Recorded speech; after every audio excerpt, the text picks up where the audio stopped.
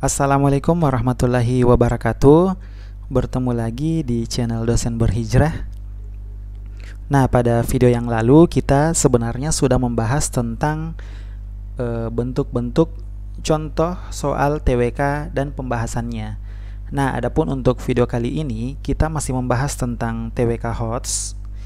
Namun, kita lebih spesifikkan ke materi bela negara. Nah, untuk materi sebelumnya kita sudah membahas tentang kompetensi pilar negara, yang dimana subkompetensinya itu diantara lain adalah sejarah Pancasila, ideologi Pancasila, penerapan Pancasila dalam kehidupan sehari-hari, kemudian perkembangan konstitusi, Undang-Undang Dasar 1945 dan Bhinneka Tunggal Ika. Nah, pada video kali ini kita akan membahas untuk kompetensi bela negara dengan subkompetensi sejarah kemerdekaan Indonesia. Nah, sebelumnya teman-teman barangkali jika ada yang terlewatkan, silahkan dilihat dulu untuk beberapa kompetensi dan subkompetensi yang akan muncul ataupun yang menjadi kisi-kisi pada seleksi penerimaan CPNS pada formasi tahun 2019. Nah, kompetensinya ada 5, yaitu pilar negara, nasionalisme, bela negara, integritas, dan bahasa Indonesia. Teman-teman bisa lihat untuk subkompetensinya ya.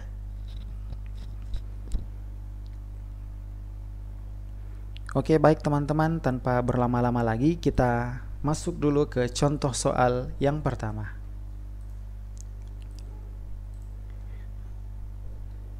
Soal nomor 1.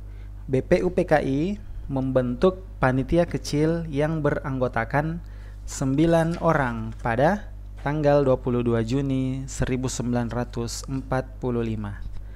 Berikut ini termasuk anggota panitia 9 kecuali A.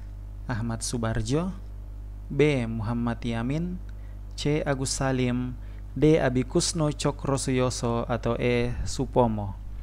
Nah, sebelumnya teman-teman tentu tahu bahwa atau perlu tahu bahwa BPUPKI itu kan salah satu soal yang selalu muncul pada tes seleksi kompetensi dasar, yaitu pada bagian TWK. Hampir semua orang yang kami diskusi ataupun sharing itu sebagai FR ataupun kisi-kisi BPUPKI selalu muncul, apakah itu tanggalnya, kemudian BPUPKI berubah menjadi PPKI, kemudian bagaimana panitia 9 itu dibentuk oleh BPUPKI, dan seterusnya. Nah, sebelumnya BPUPKI kan teman-teman mungkin sebagian besar sudah tahu bahwa kepanjangannya adalah Badan Penyelidik Usaha-Usaha Persiapan Kemerdekaan Indonesia. Nah, adapun BPUPKI membentuk panitia kecil yang beranggotakan 9 orang. Nah, siapa-siapa saja itu? Teman-teman bisa lihat panitia 9 adalah panitia yang beranggotakan 9 orang yang bertugas untuk merumuskan dasar negara Indonesia yang tercantum dalam Undang-Undang Dasar 1945. Adapun anggotanya yaitu Soekarno, Hatta, Ahmad Subarjo, Muhammad Yamin, Kiai Haji Wahid Hashim, Kahar Muzakir, Abikusno, Agus Salim, dan Maramis. Nah, untuk Ahmad Subarjo, ini Ahmad Subarjo ada ya. Kemudian Muhammad Yamin juga termasuk anggota panitia 9, Agus Salim juga termasuk, Abikusno juga termasuk, dan yang bukan termasuk panitia 9 yaitu Supomo. Nah, walaupun Supomo itu merupakan salah satu perumus Pancasila, namun dia tidak termasuk dalam anggota panitia 9. Berarti jawabannya adalah E. Ya. Jadi BPUPKI teman-teman bisa lihat dulu untuk anggotanya yang beranggotakan 9 orang. Karena BPUPKI selalu muncul ya, teman-teman, untuk soal tes wawasan kebangsaan untuk materi bela negara. Baik, next. Untuk soal nomor 2.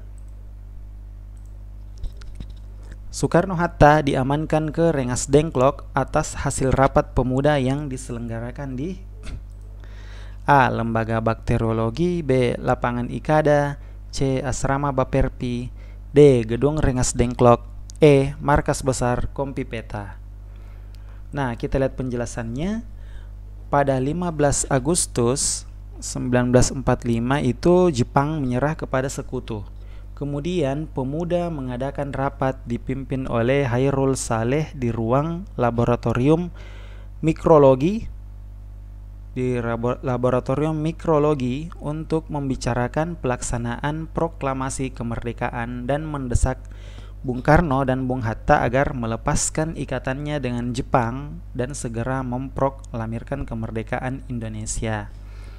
Namun Bung Karno dan Bung Hatta menolak dengan alasan tidak akan memproklamirkan tanpa perantara PPKI. Ya, karena kan di sejarah yang sudah kita pelajari, mungkin teman-teman masih ingat bahwa dalam persiapan kemerdekaan itu ada sedikit, atau bukan konflik sebenarnya, ada sedikit perbedaan antara golongan senior atau golongan tua dengan kelompok muda. Nah, karena tidak ada kata sepakat, hari itu juga di asrama Baperpi, golongan pemuda mengadakan rapat kembali dan mereka sepakat untuk menjauhkan Bung Karno dan Bung Hatta dari pengaruh Jepang keluar kota, yaitu Rengas Dengklok. Nah, tetapi teman-teman harus fokus ke soalnya bahwa Soekarno-Hatta diamankan ke Rengas Dengklok atas hasil rapat pemuda yang diselenggarakan di. Nah, teman-teman bisa lihat sebenarnya pertama itu dilakukan di laboratorium mikrologi, namun itu belum ya. Rapat selanjutnya yang merupakan inti bahwa golongan pemuda sepakat untuk menjauhkan Bung Karno dan Bung Hatta, yaitu dengan membawanya ke Rengas Dengklok. Nah, adapun rapat yang dilakukan oleh pemuda itu dilakukan di asrama Baperpi. Berarti jawabannya adalah C. Ya? Bisa ya, teman-teman? Baik, lanjut.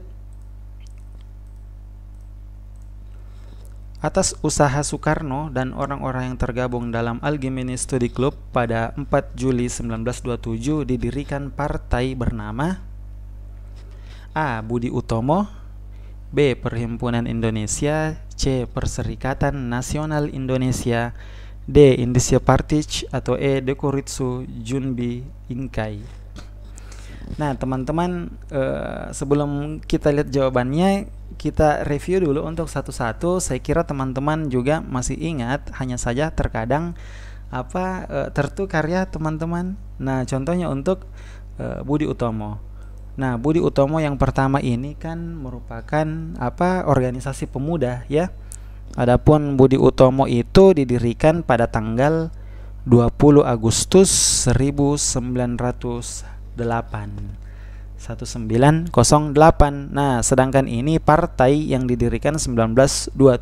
Berarti bukan Budi Utomo. Kemudian yang B, Perhimpunan Indonesia. Nah, Perhimpunan Indonesia ini adalah organisasi pergerakan pertama yang menggunakan istilah Indonesia. Jadi organisasi pertama yang menggunakan yang menggunakan istilah Indonesia itu adalah Perhimpunan Indonesia. Nah, gerakan nasionalis Indonesia ini adalah gerakan yang mengadvokasi kemerdekaan Indonesia dari Belanda. Ya. Jadi diadvokasi dari Belanda. Adapun yang C, Perserikatan Nasional Indonesia.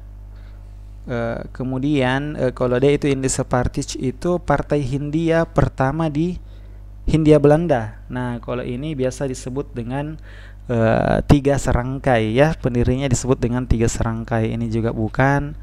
Kemudian kalau yang ini Dokuritsu Junbi Inkai itu sama dengan bahasa Jepang dari PPKI atau ya teman-teman, apa itu PPKI? Panitia Persiapan Kemerdekaan Indonesia. Ya, jadi didirikan partai baru itu sebenarnya partai yang bernama Perserikatan Nasional Indonesia. Ya, yaitu didirikan pada tanggal 4 Juli 1927. Oke, next kita lihat dulu jawabannya. Atas usaha Soekarno dan orang-orang yang tergabung dalam Alumni Study Club, pada 4 Juli 1927 didirikan partai baru bernama Perserikatan Nasional Indonesia. Partai ini melaksanakan ideologi Perhimpunan Indonesia, yaitu kesatuan nasional, solidaritas, non-koperasi, dan swadaya. Ya, berarti untuk partai baru yang didirikan 4 Juli ini, itu jawabannya adalah C, Perserikatan Nasional Indonesia atau disingkat dengan PNI. Lanjut ya teman-teman. Nomor 4. Nah, PPKI melaksanakan sidang pertama pada tanggal 18 Agustus 1945 yang dipimpin Soekarno dan Hatta. Hasil keputusan sidang tersebut adalah A. Mengesahkan dan menetapkan Undang-Undang Republik Indonesia. B. Menetapkan 12 kementerian sebagai pembantu presiden. C. Menetapkan wilayah Indonesia menjadi 8 provinsi. D. Pembentukan tentara kebangsaan. Atau E. Pembentukan panitia 9. Kira-kira yang mana? Nah, sebelumnya sudah kita bahas tadi bahwa PPKI itu kepanjangan dari apa? Jangan sampai teman-teman masih ada yang lupa lagi ya. PPKI kepanjangan dari Panitia Persiapan Kemerdekaan Indonesia. Nah, jadi tugas PPKI itu sebenarnya adalah melanjutkan pekerjaan dari BPU PKI. Nah, adapun untuk sidang PPKI itu dilakukan sebanyak 3 kali ya, 3 kali sidang. Nah, yang pertama itu tanggal 18 Agustus. Yang pertama tanggal 18 Agustus 1945 atau 1 hari setelah proklamasi. Kemudian untuk sidang kedua itu tanggal 19 Agustus 1945 dan sidang yang ketiga itu tanggal 22 Agustus 1945. Ya, kita lihat dulu untuk penjelasannya. Nah, hasil sidang yang pertama dari PPKI itu mengesahkan dan menetapkan Undang-Undang Dasar Republik Indonesia. Yang kedua, memilih dan menetapkan Insinyur Soekarno dan Muhammad Hatta sebagai presiden dan wakil presiden. Nah, kemudian yang ketiga, rencana pembentukan Komite Nasional Indonesia yang akan membantu tugas presiden. Jadi Komite Nasional Indonesia ini membantu tugas presiden ini sebelum dibentuknya MPR dan DPR. Berarti jawabannya yang mana? Jawabannya adalah yang A ya, teman-teman. Mengesahkan dan menetapkan Undang-Undang Republik Indonesia. Harus diingat ini juga. Bisa ya? Lanjut. Silakan dibaca dulu. PPKI melaksanakan sidang 1 tanggal 18 Agustus dan keputusannya adalah mengesahkan dan menetapkan Undang-Undang Republik Indonesia.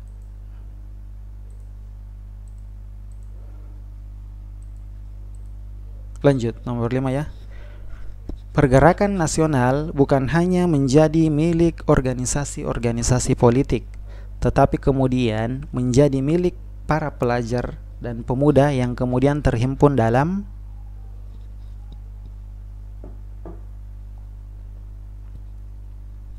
A. Taman Siswa, B. Tuturi Handayani, C. Budi Utomo, D. Perhimpunan-Perhimpunan Pelajar Indonesia, atau E.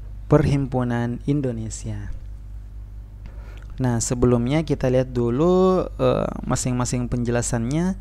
Untuk Taman Siswa ini kan sebenarnya merupakan organisasi pendidikan yang didirikan oleh siapa? Ki Hajar Dewantara. Nah, adapun istilah dari Taman Siswa ini dia yang opsi B, Tuturi Handayani, merupakan semboyan dari Ki Hajar Dewantara. Kemudian yang ketiga Budi Utomo, saya kira ini juga bukan, karena Budi Utomo itu kan sudah dibahas pada soal sebelumnya, merupakan organisasi pemuda yang didirikan di Yogyakarta pada tanggal berapa tadi? 20 Mei 1908.